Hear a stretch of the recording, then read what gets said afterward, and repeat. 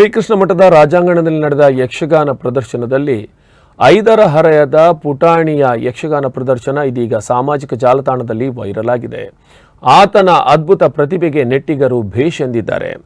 ಶ್ರೀಕೃಷ್ಣ ಮಠದ ರಾಜಾಂಗಣದಲ್ಲಿ ಮಧ್ವನವಮಿ ಉತ್ಸವದ ಸಾಂಸ್ಕೃತಿಕ ಕಾರ್ಯಕ್ರಮದ ಅಂಗವಾಗಿ ಹಂಸಾನ್ವಯ ದಿಗ್ವಿಜಯ ಎಂಬ ಯಕ್ಷಗಾನ ಪ್ರದರ್ಶನವನ್ನು ವಿದ್ವಾನ್ ಮಹೇಂದ್ರ ಸೋಮಾಜಿ ಮತ್ತು ತಂಡ ಪ್ರದರ್ಶಿಸಿತು. ಈ ಸಂದರ್ಭದಲ್ಲಿ ಐದರ ಹರೆಯದ ಜಿತಮನ್ಯು ಎನ್ನುವ ಬಾಲಕ ಒಂದು ವೇಷವನ್ನು ಧರಿಸಿದ್ದ.